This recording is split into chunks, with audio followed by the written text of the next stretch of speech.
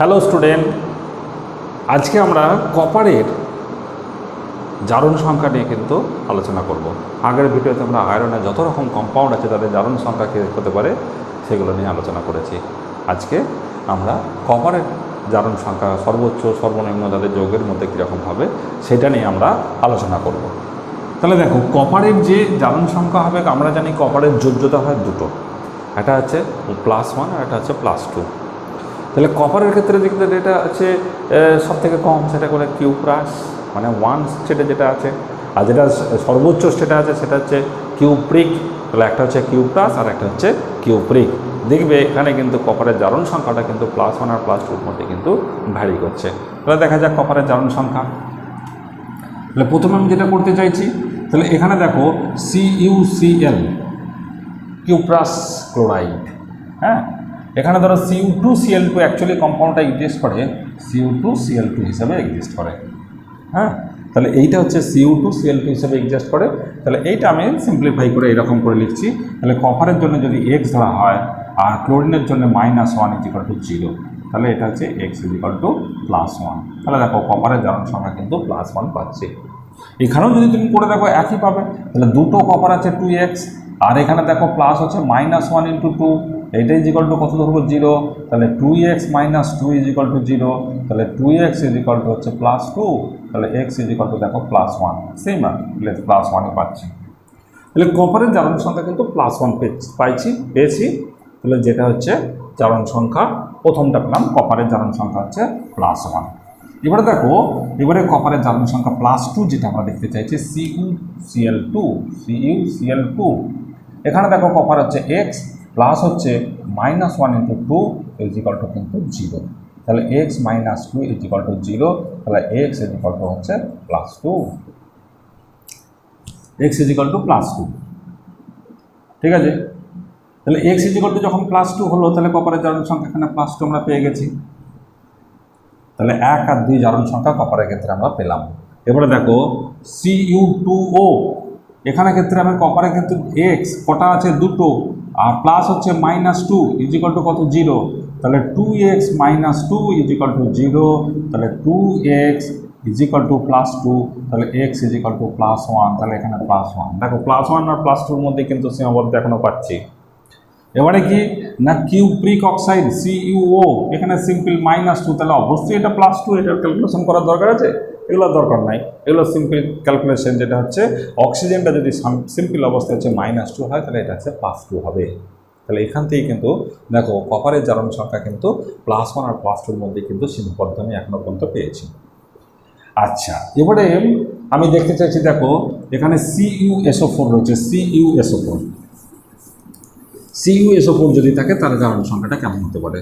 CuSO4, তাহলে এখানে যদি CuSO4 হয়, তাহলে আমরা দেখছি কি না CuSO4। তাহলে এখানেও দেখো না, সালফেটের জন্য কত, কপারের জন্য তো x, আমরা শিখিয়েছি কি সালফেটের জন্য -2। তাহলে একটা সালফেট আছে কত, 0। তাহলে এখানে কত, x - 2 কত হলো, 0। ঠিক আছে, তাহলে এখানে আমরা জানবো কি, তাহলে x কিন্তু +2। তাহলে কপার সালফেট, এটা কিউপ্রিক সালফেট আমরা বলতে পারি, তার কিন্তু জারণ সংখ্যা হচ্ছে +2। তাহলে কপার এখনও কিন্তু +1 আর +2-র মধ্যে কিন্তু সীমাবদ্ধ রয়েছে। তাহলে কপারের এই দুটো জারণ স্তরই কিন্তু ম্যাক্সিমাম ক্ষেত্রে স্টেবিলিটি দেখাতে পারে। ঠিক আছে, এখানে আর একটা কম্পাউন্ড পেয়েছি, যে কম্পাউন্ডটাকে জটিল যৌগ বলা হয়, কোঅর্ডিনেশন কম্পাউন্ড। এগুলো নিয়ে আমি আবার একটা করব, যে কোঅর্ডিনেশন কম্পাউন্ডের জারণ সংখ্যা কী করে নির্ণয় করবো, এটাও কিন্তু ভেরি ইম্পর্টেন্ট, এটা পরীক্ষাতে আসে। তাহলে নিট, জেই আর এইচএস পরীক্ষার জন্য যেগুলো আমাদের দরকার আছে সেগুলোই কিন্তু আমরা করব। তাহলে এখানে ধরো CuNH3, এটা হচ্ছে হোল 4, আর থার্ড ব্র্যাকেট দিয়ে যখনই থাকবে দেখবে এটা সহজে চেনার উপায়। এটা হচ্ছে কি কম্পাউন্ড বললাম না, এটা হচ্ছে জটিল যৌগ, এটা বাংলায় বলে জটিল যৌগ। আর এটাকে ইংরেজিতে বলা হয় কোঅর্ডিনেশন কম্পাউন্ড। তাহলে CuNH3 হোল 3 কিউপ্রো অ্যামোনিয়াম সালফেট।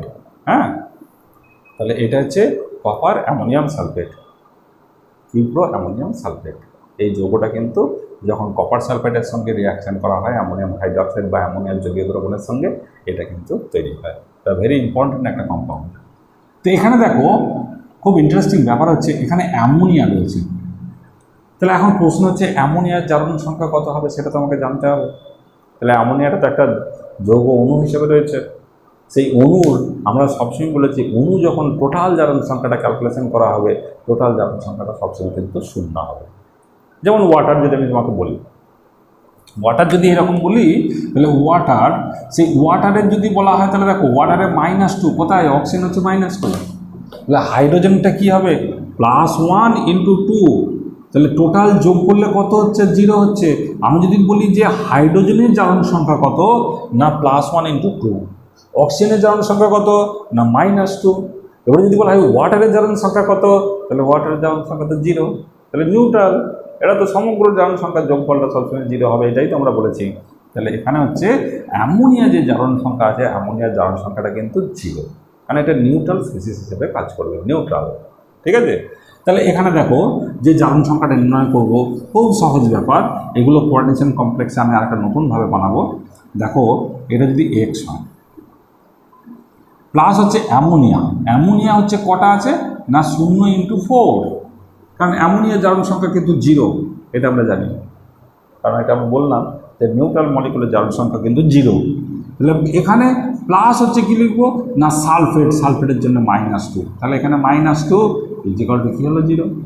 যেমন নিয়ম আমি শিখেছি সেই নিয়ম অ্যাপ্লাই করে কিন্তু এগুলো আমরা তৈরি করতে চাইছি। তাহলে কী হতে পারে, তাহলে x -2 = 0, তাহলে এটা 0 হয়ে গেছে, তাহলে এটা তাহলে x হচ্ছে +2, তাহলে x কী হবে না +2। তাহলে দেখো এখানে +2, তাহলে কিউপ্রো ammonium sulphate, cupro ammonium sulphate, এই যে যৌগটা পেলাম, এই যৌগটা কিন্তু কপারের জারণ সংখ্যা কিন্তু 0।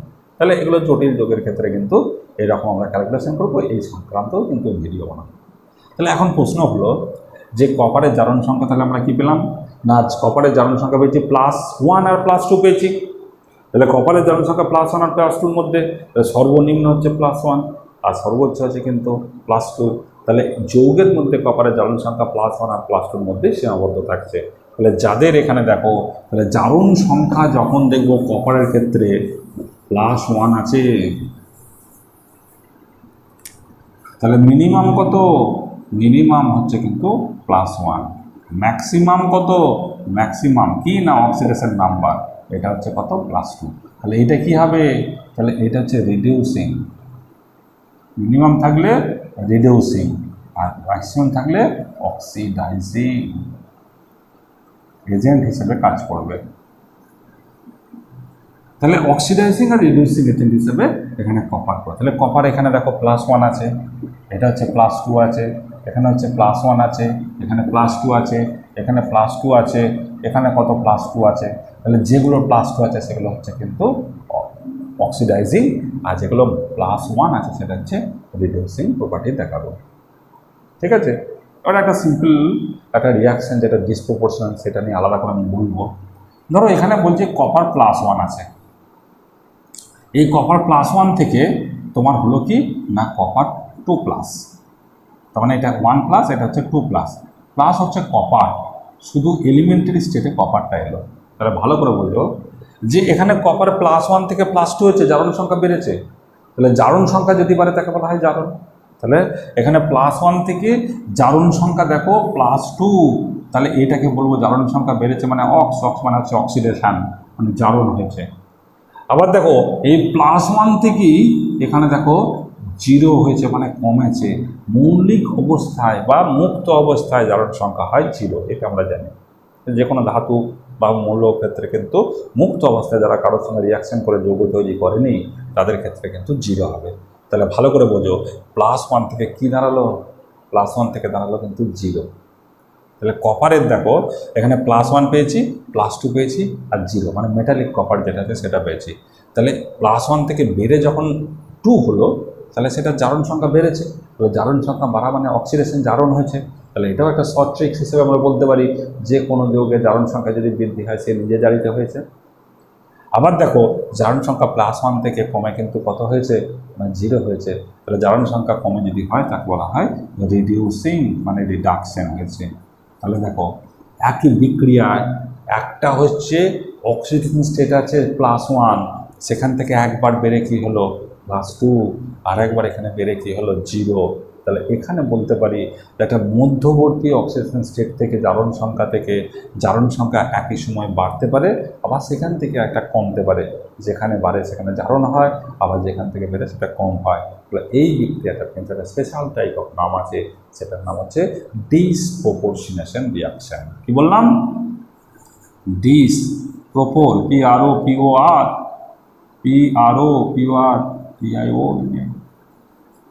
ডিসপ্রপোর্শনেশন রিয়াকশন, ভেরি ইম্পর্টেন্ট। এইগুলো নিয়ে আমি একটা পুরো ভিডিও বানাবো, যে ডিসপ্রপোর্শনেশন রিয়াকশন, তার উল্টো কথাটা হচ্ছে কম্প্রপোর্শনেশন রিয়াকশন। তাহলে এইগুলো নিয়েও কিন্তু আমরা direct reaction, indirect redox reaction কি, সেগুলো নিয়ে আলোচনা করবো আমরা। তাহলে ডিসপ্রপোর্শনেশন রিয়াকশনটাও কিন্তু আমাদের কাছে খুব গুরুত্বপূর্ণ। তাহলে এই ডিসপ্রপোর্শনেশন রিয়াকশনের জন্য পরবর্তীকালে ভিডিও আমি একটা তৈরি করছি, সেটা তোমরা দেখো, দেখে লেখো, প্র্যাকটিস করো। সবসময় আমার একটা কথা, যদি কনসেপ্ট ক্লিয়ার করতে হয় তাহলে ভিডিওগুলোকে একবার, দুবার, তিনবার করে দেখো। আর কি না, খাতা পেন নিয়ে বসো। খাতা পেন ছাড়া কোনো রকমভাবে তুমি কিন্তু কনসেপ্ট ক্লিয়ার, তুমি ফিল করো যে তুমি ক্লাসে আছো। সেই ক্লাসটা যদি তুমি থাকো, সেটা যদি রুটিন ওয়াইজ তুমি লেখো, তাহলে তোমার এটা কনসেপ্ট ক্লিয়ার। না লিখলে কনসেপ্ট ক্লিয়ার হবে না। আজকে এই পর্যন্তই। তাহলে আয়রনে অক্সিডেশন নাম্বার করলাম, কপার করলাম, আরও আমরা পরবর্তীকালে কিছু আছে অক্সিডেশন, যেমন টিন, লেড, এগুলো আছে, সেগুলো করবো, করে আমরা চলে যাব অন্য কন্টেন্টে। ওকে, এই পর্যন্ত।